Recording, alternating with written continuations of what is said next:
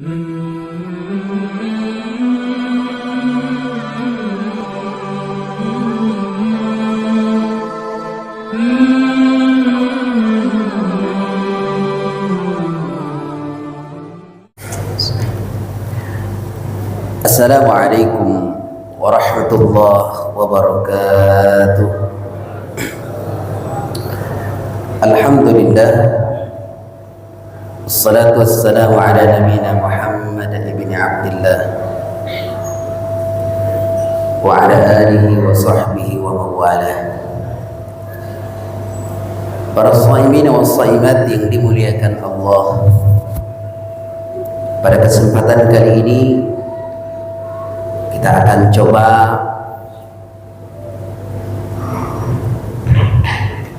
menyimak sedikit terkait dengan hubungan yang berhubungan dengan puasa dalam pengobatan.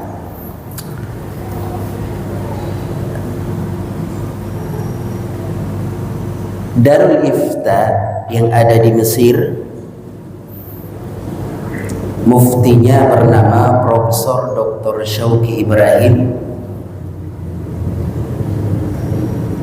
dan beberapa pendapat para ulama MUI, kemudian berbagai pendapat dari beberapa ulama yang masyhur di kalangan Muhammadiyah maupun NU terkait dengan hukum memakai obat tetes mata, telinga dan hidung di bulan suci Ramadan.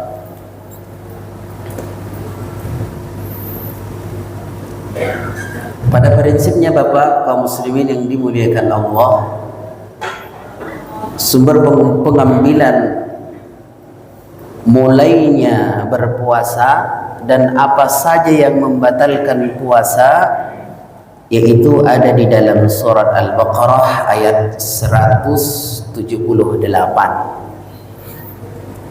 yang mana di sana dijelaskan awal berpuasa itu ketika fajar sudah terbit,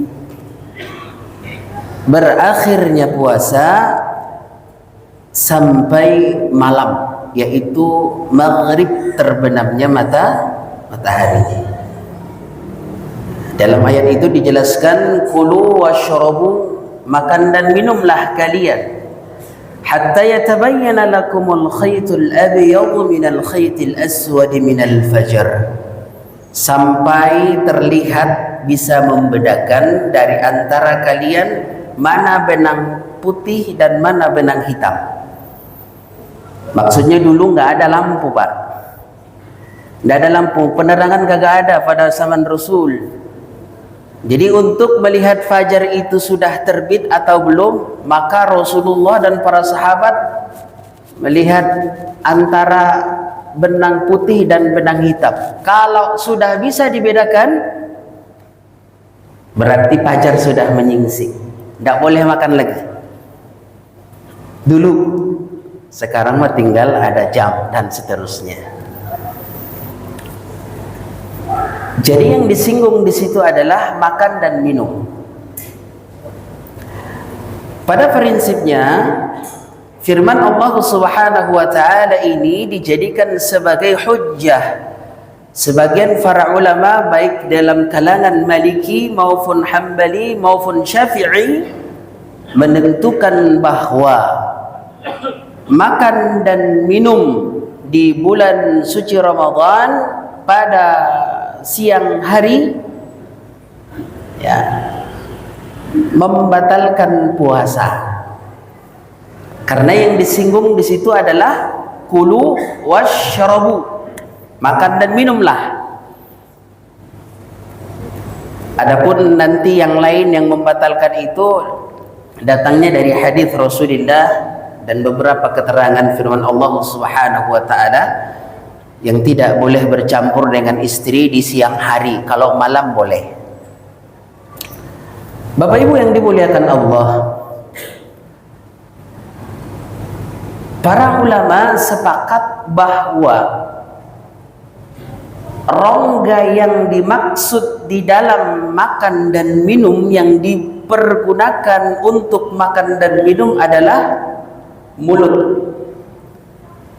Masa makan pakai hidung? Tidak mungkin, ya. Masa makan pakai telinga? Jadi fokusnya adalah mulut. Nah, rongga inilah perdebatan di antara ulama. Kalau yang dibawakan oleh Darul Ifta Mesir,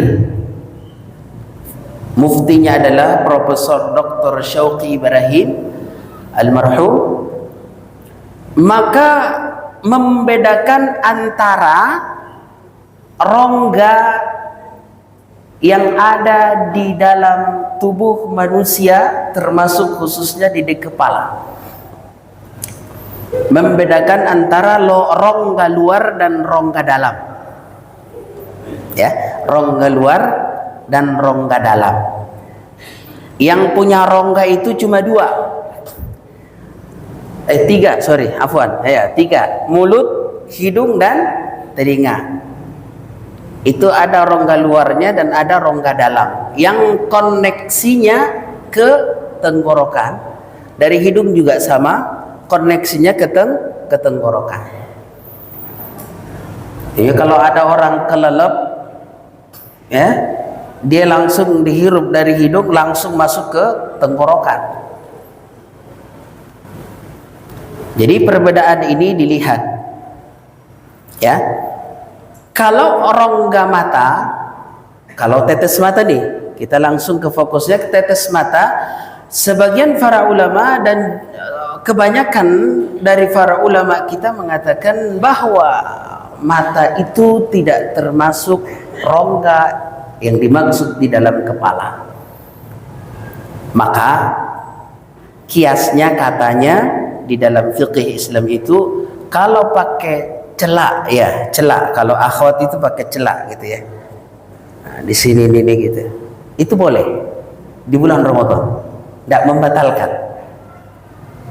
Nah ini sebagian kias. Kalau dulu itu para sahabat pakai celak. Nah kiaskan kepada rongga mata. Kalau mau teteskan air obat mata ke mata, tetesan mata itu, ya itu tidak membatalkan puasa. Kalau khawatir umpamanya ragu-ragu, lebih baik nggak usah kalau masih di bulan berpuasa atau di hari berpuasa. Nanti setelah berbuka baru diteteskan kalau masih khawatir. Tapi kalau secara hukum itu tidak membatalkan puasa. Itu yang pertama. Dan adapun rongga yang kedua adalah telinga. Dan telinga itu juga, maka para ulama, rongga luar itu yang bisa dinampak atau dilihat, kemudian rongga dalam itu yang ada di dalam tenggorokan yang koneksinya sampai ke tenggorokan. Bila mana sesuatu cairan yang ditaruh di hidung, kemudian dia mengalir sampai ke tenggorokan bagian dalam, maka puasanya batal. Tapi kalau masih di sini-sini, ya rongga luar maksudnya, itu tidak mengapa, tidak membatalkan puasa. Sama dengan di hidung. Ya, kalau di hidung juga sama dengan yang ada di telinga. Bila mana pengobatannya langsung masuk ke rongga dalam melalui telinga, maka puasanya juga batal. Kalau cuma sebatas rongga luar tidak masalah, bila mana tidak mengalir cairan yang dimasukkan ke dalam tubuh melalui rongga tenggorokan sampai ke perut. Nah, ini juga Bapak Ibu yang dimuliakan Allah, ada pertimbangan lain. Pertimbangan yang pertama, bila mana masih bisa kita menahan sampai kita berbuka puasa, itu lebih afdal. Jadi setelah berbuka baru diteteskan. Ya, setelah berbuka baru diteteskan. Bila mana darurat, nah kalau darurat berarti namanya orang sakit telinga, tidak puasa boleh, tapi harus mengqadha'nya nanti di hari lain. Jadi barangkali itu yang bisa saya sampaikan. Semoga yang sedikit ini bermanfaat untuk menghilangkan kewaswasan kita. Bila mana terjadi iritasi mata kita, ataupun ada gangguan di hidung, ada gangguan di telinga di siang Ramadan, maka sebatas rongga luar tidak terkoneksi, dia masuk ke rongga tenggorokan sampai ke perut, maka penggunaan obat tetes tidak mengapa untuk dilakukan. Bila mana harus dioperasi, maka itu hukumnya orang sakit. Maka orang sakit boleh tidak berpuasa, tapi harus mengqadha'nya di hari yang lain.